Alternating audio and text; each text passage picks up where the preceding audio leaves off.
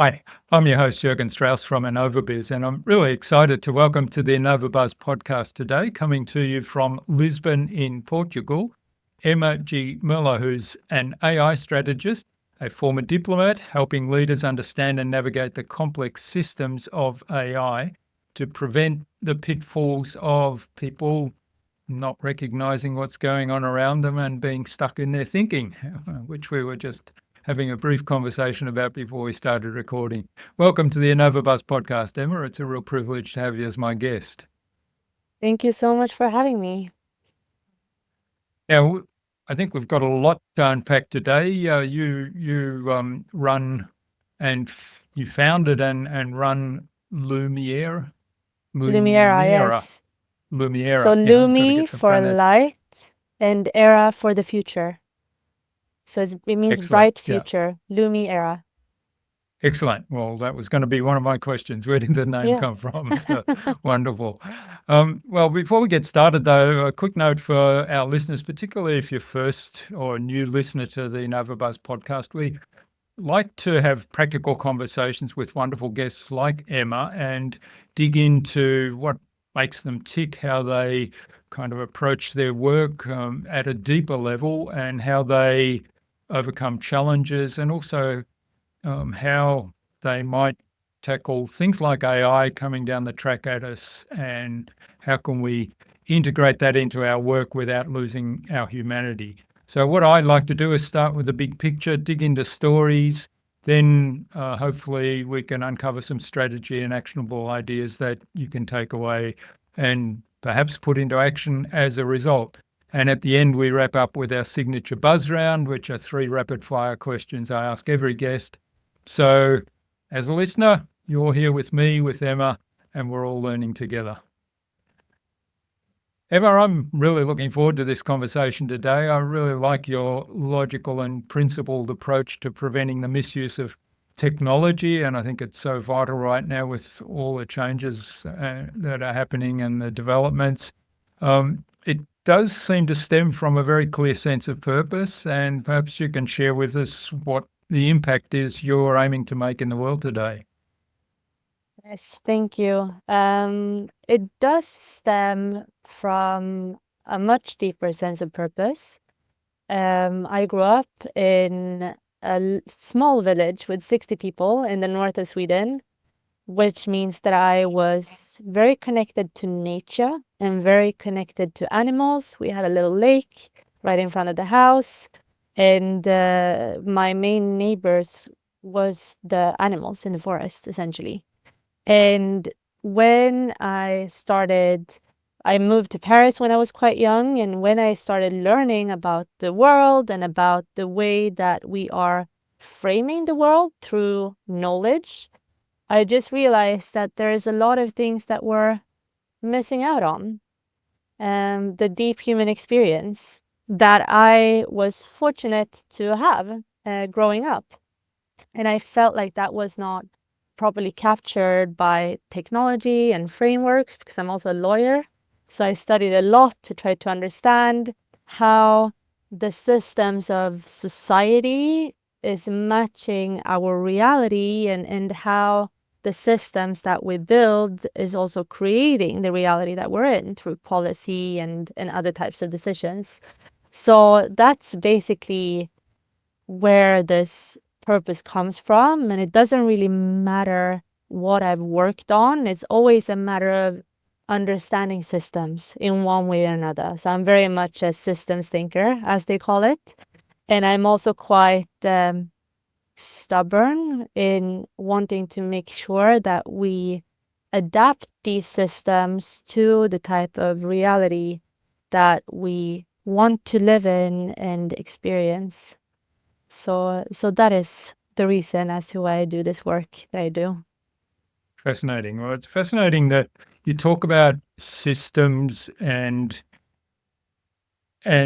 people being disconnected from human experiences like you had growing up with nature, surrounded by nature and interacting with animals. And it's always a surprise to me.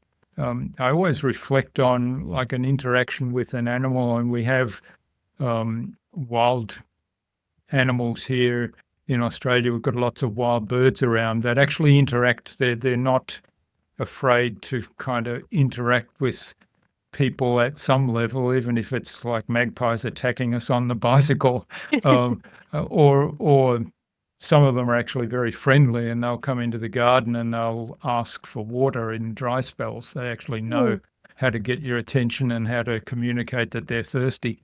And I always reflect on that and think, if we're open to those experiences and see the signs, we can kind of communicate with not just other people, but other living forms and then learn from them.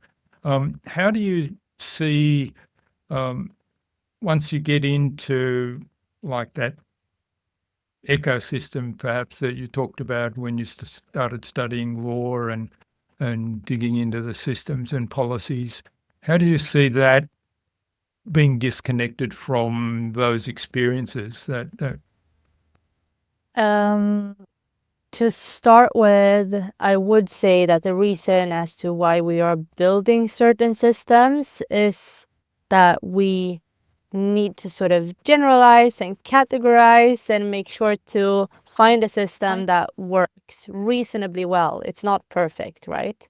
And I think that that whole approach to wanting to make society, for example, or technology work for most people, that means that you are generalizing and that you're not looking to each individual experience. So that is for sure one thing that is just part of building systems as a whole. But then I would also say that we have, depending on the types of decisions that we make, and depending on whether you're looking at policy or whether you're looking at law or whether you're looking at systems in technology, such as artificial intelligence, we have a lot of biases about what's right and wrong. And the people that are building these systems and that are making decisions around these systems, they have their own experiences that they are building and basing their decisions on.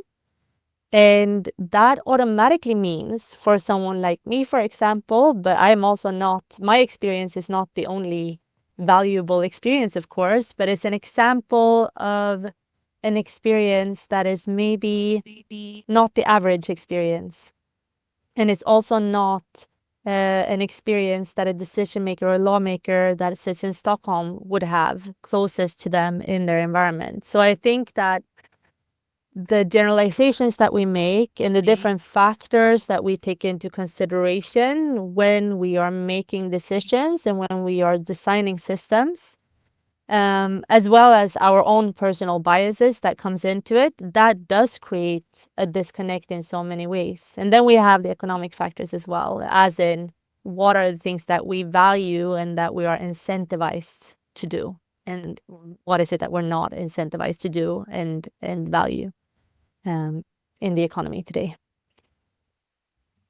Yeah, there's certainly a lot to unpack there and a lot to dig into. I mean, the economic divide is really a big one, and I sort of really can't see that being bridged in our lifetime very quickly. And yet it's so obvious to me that unless we bridge that, there's going to be a whole lot of fairly serious problems for humanity. And if we're able to bridge that, we can overcome a lot of those, and we can change a huge amount of things for the better.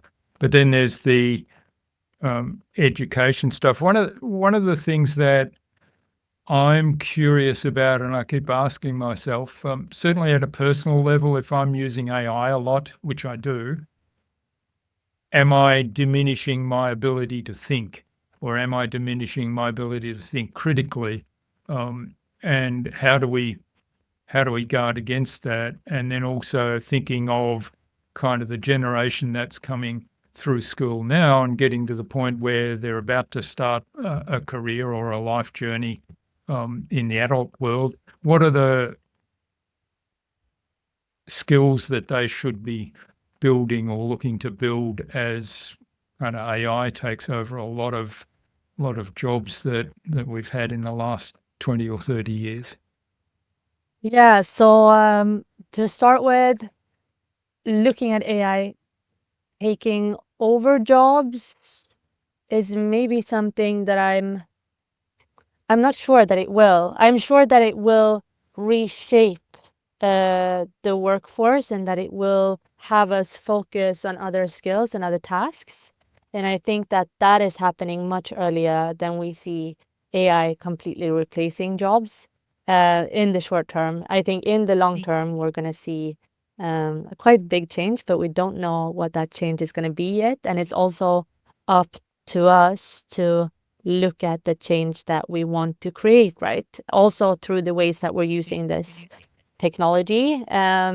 So there are some things that you mentioned that I also spend my days thinking about in many different ways when it comes to how do we use this technology ourselves. So if we're talking about generative AI and if we're talking about the app layer of large language models such as Claude or ChatGPT, it's quite easy to notice that you can get intellectually lazy very, very fast if you don't pay attention. And of course, that will have a huge impact on us as individuals, and it also shapes our thinking. And I read a report the other day seeing that we've already started shaping our language as well around the use of AI, because some words, like for example, delve, is used frequently in these large language models due to the locations, the geographic locations where they've been trained. And that is now a word that we're using a lot more. So I think, to answer your question, there are a lot of things that we can do to um, just maintain um, our human ways of reflecting and thinking, and being curious is one of them. That's something that I always encourage, because I also want to say, and I know that this is the same for you as well, I think AI is an amazing technology. Mm. Just because I'm skeptical about the different ways that we can use it and the potential negative impact that it could have on society, I'm also seeing the positive impact that it could have and how it helps us in our day to day if we use it in the right way. So the question is, how do we use it in the right way, and what is it that we should avoid doing? And I think the main thing is staying curious. Don't take the answers from large language models as the truth. Know that these models are sycophantic, which means that they are sort of set up to agree with us, which is why we very often see, yes, you're totally right about that, whatever we're writing, or um, other ways of agreeing with us, or the fact that they are so apologetic when we spot something that they are doing wrong. I don't know if you've noticed this as well, because Oh, absolutely. Yeah. yeah. Yeah. So, Like it says, thank you for calling me out or something like that.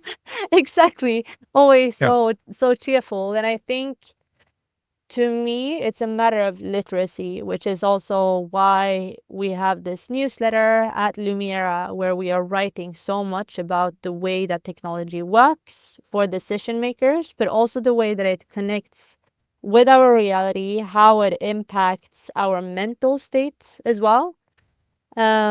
Because the more knowledgeable we are about how this technology works as such, for example, that the models are sycophantic, so that they are built to agree with us, which means that maybe the better use of it is to encourage and prompt these models to disagree with us, to have us think a step further, to ask us questions, and to find blind spots that we haven't thought about yet. I think that that is an excellent way of using large language models. And then if we go a step deeper as well, there are a lot of automations and a lot of different ways that you can redesign your processes to focus on the work that you actually want to be doing. And where you want to create and where you want to think and where you care about that part of your job as being the creative part or the intellectual part. And then you can leave the administration, syncing your calendars with your email and the other systems that you're using. You can leave that to AI. That is also an excellent use of this Yeah, technology.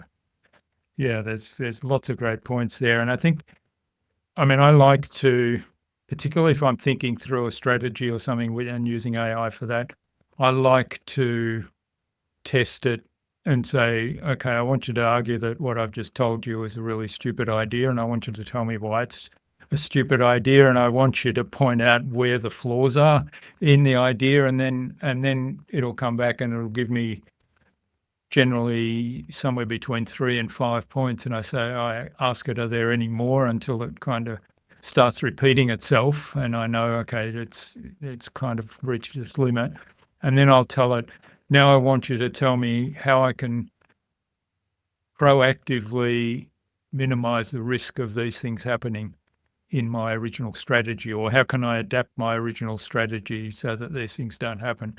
And I find in that way, whilst I still get agreement all the way through, and it will switch because I've asked it, criticize the idea, and given it that Exactly. permission. So that's a really useful one. But one of the ones that blew me away, and I'm playing a little bit more with this, but when we were talking pre-recording, I've just come back from a 4-week trip to Japan, and I had this idea of doing a hike there, but wanted to see a whole lot of other things as well, and thought, okay, putting together an itinerary and then trying to figure out the rail system and the logistics of going from one place to the next, and is it better to go from Tokyo to Kyoto and then halfway back to see Mount Fuji, or is it better to do it the other way and all that? And I thought, it must be an easy way to do this through AI. And I ended up building a digital AI tour guide that had a name. So that was Yuki. And Yuki put together the itinerary. And I said, well, okay, how long will I need to get from there to there? And what's the best way? So it gave me all of that. So it really saved a heap of searching on Google. And then I just confirmed the facts and made sure I checked timetables in Google Maps to make sure that the timetable information was actually accurate. And there was 1 or 2 instances where it wasn't accurate, but it got me close enough to the information that I was able to extract the right information from Google Maps. But the other thing it did, because I built this in, I thought, well, I'm sort of fascinated by Japanese history, particularly the Edo period. And I told it this, and I gave it some books that I'd read. And I also told it that, hey, I'm a keen photographer, although it knew that, it remembered that from all my profiles. And I said, I want this experience to be more about not just seeing things, but also learning how it fits into the context of the history and why it's important and how it impacts culture today. And I want to know where are the good photo opportunities and what time of day. And so I got this amazing kind of set of information for each location, saying, what happened here historically, why that was an important event, who were the people that were key figures in the history of this location, and how did they fit into the big picture of Japan. I had all of that information even before I got there. It just enriched the whole experience. Yeah, because then you also have something to build on, right? You have all of this base information, and I think something really good about the way that you approached it is, one, looking at the admin that you don't necessarily want to do, as you said, like doing a lot of Google searches and checking what trains are going where at what time. And then also prompting it to go deep into a specific resource, this book that you mentioned. I think that is amazing as well. And traveling in general is a great example of this part of what do we give to technology and what do we maintain as being a human experience? Because at some point, you also have to draw the line between, for example, getting lost a little bit is great Yeah, sometimes. I that's think right. Yeah. throughout my travels, and as you mentioned, I've been working as a diplomat, and I've also lived in Australia at some point. And some of the best adventures that I've had in my life, and some of the best decisions that I've made as well, is when I make mistakes or when unexpected factors show up that I was not able to take into consideration to start with, or when we get lost. So that is also something that I think is a really, really good thing to consider as we are using AI. And that goes for both our businesses, but also when we travel, that we should allow for ourselves to get a little bit lost and not get too reliant on AI, but still recognize that it can help us build this foundation as it did for you in terms of just having this capacity and planning the logistics so that we can spend time on being curious instead and having the experience of being in Japan and seeing Yeah, all the yeah. things. I think that's an important point, and certainly I think there was a few instances in the planning stage where it kind of said to you, I thought, hang on, you filled this day to capacity. I don't think we can actually do all of that. And I said, and also I need some space to just kind of let things happen, whatever happens. And so yeah, I think that's an important point. The And the other thing, learning from our mistakes, because that's part of the human experience, isn't it? If we can kind of test things out and push the boundaries, that's and that's also information that ultimately gets fed back into the AIs at some point because people write reports or publish blogs or record YouTube videos, whatever they do. Exactly. Mm, Exactly. Yeah, I think this thing of making mistakes and learning from our mistakes, that's also ultimately where the best strategies come from, where you iterate. It's ultimately where we get the best experiences, but also the best innovations, really. Comes from failing forward or from also just making simple mistakes where you had different intentions and you're open minded enough to see that what you just created might not be perfect for the purpose that you intended, but maybe it functions for a different purpose. So, this is something that I encourage people to do, knowing that AI is algorithms and knowing that we also have plenty of algorithms, not just in these large language models and in the app layers of the large language models. By that, I mean ChatGPT and Claude and Gemini and Grok, but also that we have that when we listen to different music streaming services where they automatically choose the songs for us, when we use Google Maps to navigate when we are driving. So also just being aware of the fact that when you give Google Maps, for example, a task of taking you from point A to point B, you're also delegating the decision making around which route you're going to take to AI. And sometimes it's very good. And I think that you would recognize this if you drive in a neighborhood that you're very familiar with, for example. There are shortcuts that the AI or that the apps are not going to recognize. yeah. There is music when you get a already made playlist. There are some songs in the albums that the AI is not going to automatically choose, but it might be the best songs. So create that space always. Like use AI for sure, super good for logistics, but also create that space to get a little bit lost or to discover other things or to fail and to innovate.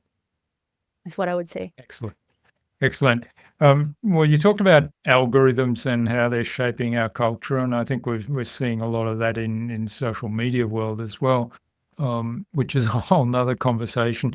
One of the things you mentioned there as well is curiosity, and I know you see that as a muscle for escaping these bubbles that the algorithm. So the algorithm will, if it's Google Maps, will decide here's the route you should be traveling, or if it's if it's AI putting together a travel itinerary, here's what you need to be seeing. I think taking control of that is probably one key step.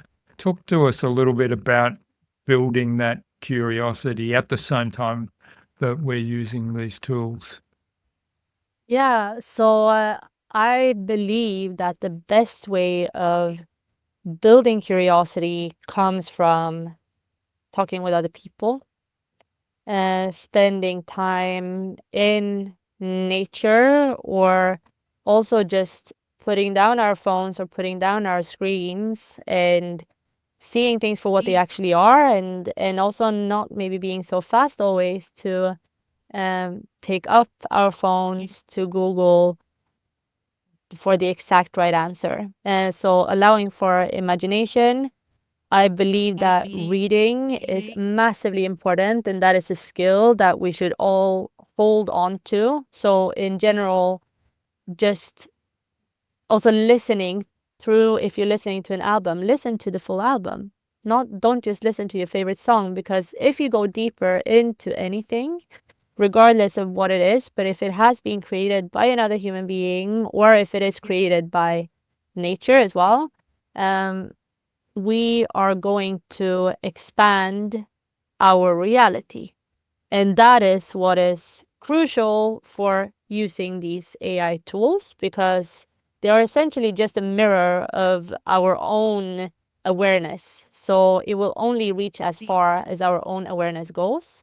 And if we don't expand that awareness through reading, creating in different ways, so writing or painting or cooking or whatever it is, and spend time in nature, spend time with other human beings, then we are not going to expand our awareness, which means that the potential of these AI tools basically fall flat as well. And the same thing goes for all types of decision making around technology in organizations. It's that you need to be aware of your information landscape. You need to sort of go beyond what you already know, because otherwise, if you just make decisions based on what you are currently aware of, you probably have a lot of blind spots that is going to have you make strategically flawed decisions. Yeah, I love the idea of the landscape. You need to be looking beyond your own landscape, particularly in the corporate world. And we talked earlier before we started recording about my experience with the birth of digital photography, which has kind of left a scar for life on me, I think. But it's parallels a little bit what we're seeing today, and I wonder how you see that in terms of AI adoption in companies, whether they're smaller or larger organizations, and how whether there's, on the one hand, we don't want to have anything to do with it, ignore it, which is probably flawed because competitors are going to be using it for their advantage and perhaps gaining an edge. Or on the other hand, what we've been talking about a lot is kind of abdicating a lot of the decision making to AI and letting the algorithms decide the strategy or the actions to other than inputting that human experience. So yeah, how do you see that whole landscape? Yeah, so AI transformation, or supporting companies with AI strategy and AI adoption, is the main thing that Lumiera does. And what we are seeing, and it's very much comparable to your experience as well around the photo lab and when photography went digital, is that the ones the companies and the leaders that are doing it well, they are recognizing that the development of this technology is squiggly, so we don't fully know where it's going. They are recognizing that AI is not a solution as such. So what we tend to do is to focus on what is the vision of your business or your organization, and what are the actual problems that you need to solve on a day-to-day basis. And again, AI is a general technology, just like the internet. So um, having a firm stance on whether you're for or against AI is not necessarily where you're going to find the best potential here. Is more approaching it in a bit of a more nuanced way, and actually looking at and recognizing that some people might have a quite polarized stance against it. A lot of people are scared of change. So also recognizing that some people might fear this technology and taking that into consideration. So focusing on the problems that you're looking to solve, focusing on what is a pain in your day-to-day, and knowing that AI might be able to help you with that, regardless of whether it's machine learning or natural language processing or large language models or in generative AI. And then the biggest part of it is actually management and leadership, and making sure that you get the people in your company to work with you and to adopt it as well, and that you help each other, because that is how you get the perspectives needed to actually adopt it in a good and a healthy way. So it's a lot about integrating it into the teamwork, and hopefully that culture is really strong, and that human interaction level is Yeah, really because strong. your teams are also the ones that knows their problems the most. So they are going to be able to find these bottlenecks, and they're going to be able to innovate and find solutions that you yourself are not able to think about. So what we tend to do is that we look at the real business problems, and we set up an AI project portfolio where we look at what is the type of technology that you need to solve these problems. And then also we create a system for change and to support people in the organization to deal with this change in a good way. So it's not just about, you don't just provide a technological solution, you provide the people support around that, and almost addressing the culture as well. Exactly. It has to be part of every strategy, I would say. Otherwise, you're not gonna, just because you have good technology, it doesn't necessarily mean that people will use it, right? And yeah. Well, it strikes me that kind of a lot of what you've talked about is about a theme of using AI, but having sort of a level of protection in place, whether that's protection for our own curiosity, protection for the integrity of the information, or protection of the decision-making process in terms of, as the human, we have the final say, or we have the decision, not just the decision rights, but the responsibility to make the decision, Exactly. even if it's, well, yeah, I've got the AI said all this, but I'm going to decide that, not this. And yeah, it sort of sounds like there's a whole system behind that protection system. If you had to boil that down, what do you think is kind of the core human quality that encapsulates all that? Oh, we have so many core human qualities. I think almost approaching it from a different perspective, more of recognizing again, like what are the main pain points, and what are the things that we think is boring, and what are the things that we don't want to waste our time on. The rest, which is a very, very big part of it, is human, and it should remain human. And it's something that we can think about in so many different ways. So there's not just one general answer, I would say, but a lot comes from collaboration, from teamwork, from Also deeply understanding a problem that you've been working on for a long time and knowing how time is changing as well. Having that perspective is super, super important. And I don't think that that is something that we should leave to AI. But then again, as you mentioned, also data privacy is so important, and different ways that we can think about governance and the principles of responsible AI, which is transparency and explainability of these systems and a bunch of other things as well. Essentially the ethics of it all. Um, so many, many factors to take into consideration, not just one thing being the essence of being a human being, because we're also not predictable people as the way and that is the way it should be, I think. But for sure, like I think we're quite good at finding a balance when we're building strategy. So being quite technology forward and innovative and redesigning different processes and making life easier for the people that are working with it as well. Excellent.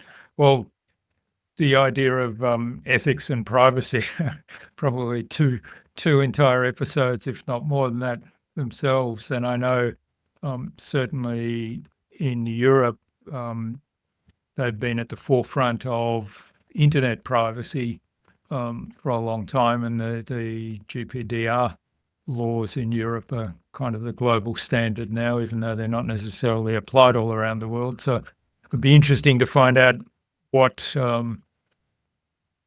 European legislators are doing to place guardrails in for AI around privacy, around ethics, and even Yeah, so, so there's still risks, I guess. I mean, we know that the internet can be used for evil, even despite all that, and so there's a risk there anyway.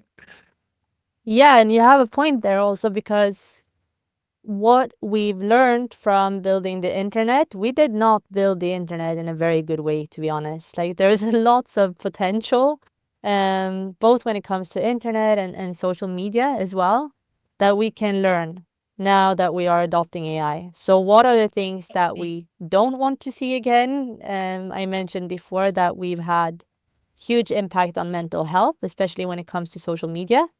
That is something that I would like to avoid, as more and more people are using AI as their companion in different ways. And in Europe, there are a couple of regulations. So the GDPR is still super relevant, of course, because data is a big part of AI as well. And then we have the EU AI Act that went in force in the beginning of this year. So it's already in place, and it's being rolled out successively through different phases where we essentially categorize AI according to different types of risks and risk systems. Fascinating. Well, that's something that I'll have to learn more about and see how Yeah. that impacts on people. But I'm sure you're all over that. Yeah, I'll share some information with you. We have a Yeah, newsletter on it, I believe. excellent. All right. Well, it's a fascinating conversation. I mean, we could go on for ages digging into all these aspects. There's so many kind of rabbit warrens to follow in the world of technology and AI. But I think it's a good point now to move on to the buzz, which is our innovation round that I mentioned earlier in the podcast. It's the same 5 questions I ask of every guest. And the idea is hopefully we'll uncover a key piece of knowledge that we haven't already uncovered, a value or an attitude that guides you, and short, punchy answers are fine, whatever comes to mind. Perfect. Let's go. Okay, so the first one's around innovation. So what's the most innovative way you've seen AI used to strengthen human relationships? I would say that the best way of using it is in an organization where they have been using all the data that they have in the organization to break down the different silos. So you don't have the organization being scattered or isolated from each other, but everyone actually understands each other's work. And there's a whole technological layer to that I won't go into, but essentially knowing that you have that opportunity and the ways that if people can learn from each other from different fields of knowledge, that creates a lot of innovation itself. So that is a big one. And then I Hmm. love data visualizations of bird songs as well. So that allows for us to communicate and to understand nature a little bit better. Okay, well, that one sounds fascinating. I was going to reflect on the first one, the silos. So if I understand that right, it's kind of if I'm in the marketing department and we always were at loggerheads with the sales department and vice versa in the corporate world, or both of us were at loggerheads with the production or the research department. So having AI internal systems that allowed us to, well, what are the sales guys thinking about this? Or what are the production or the research guys? How do they see this and what are their challenges? Is that what you meant? Exactly. So Hmm. removing the friction that you have between certain teams. You mentioned a couple of classic ones here. You quite often also have legal and HR or R&D departments combined with legal as well. Sometimes procurement, where a lot of different teams come in and they are supposed to be part of the process depending on what you're buying. So essentially, if you make that process easier of allowing for teams to understand each other, also because you might use different keywords sometimes for the same thing that you're talking about, there tends to be a lot of miscommunication in general between teams and between people that has different types of knowledge. So if you can break that down and help people understand each other a little bit better and understand each other's ways of working, um, that has huge potential. Excellent. All right. Next one. What's the best thing in your experience that you've done to integrate AI in a way that enhances that human connection? I do love the fact that it's so easy to use my voice these days when I'm working. So if I can dump my thoughts essentially and use the voice mode of Claude, which is my favorite large language model, also better data protection, which is a big one. Um, it helps me communicate in a more efficient way, and that also helps me reach through to people um, in a much better way than I would be able to before. So it's a simple one, but it's something that I like a lot because it also gives me more time to do the things that does not require a screen, right? So you can meet people in person faster and so on. Yeah, yeah. It's. I think that's kind of. There's a couple of really important points there. I mean, the last one you made is a really big one. I think anytime we work with AI, if we save time, to reinvest that time in a physical meeting with someone or a phone call, direct conversation, that human experience certainly is really helpful in terms of the human experience. The other one, I'm a big fan of those voice apps too. I've got one on my phone now and on my PC, and being a podcaster, of course, recording my voice comes naturally. Yeah, I it often, is a more natural way of communicating, right? Than, for example, writing. So there's something to it that I think is very special. yeah, and then the But I ability also, to sorry, no, say the ability to. the ability to kind of just spit out random thoughts and then have an AI turn it into something that has structure and makes a little bit of sense is for me really valuable. Exactly. And the opposite of that is AI slop. So when we have AI create unnecessary text or images for us that does not have a connection to our reflections and our analysis, which is also becoming a much bigger thing now. So I always also try to stay aware of where does AI help me structure my thoughts and where does it just expand them in a way that is unnecessary? Because then it's wasting not just my time, but also everyone else's time. Yeah, that's right. All right, a final question of the buzz round. What's the number one thing anyone can do to differentiate themselves in today's world of AI, and particularly how can they prioritize that authentic human connection? Stay curious, read books, connect with people that you don't know so well and learn about their perspectives and their ways of thinking. Excellent. Yes, 3 really strong recommendations there. I love it. Yeah. All right. All right. Well, thanks, Emma. This has been fabulous. Now, where can people find out more about Lumiera and about you, and maybe even reach out and say thanks for what you've shared with us today? Yes, so we have a website, Lumiera.ai, which is the easiest way to find us. We also have a newsletter that is called the Lumiera Loop, and I might be able to share some links with you so that you can also add it to this episode. Excellent. That would be wonderful. And then we'll include those in the show notes.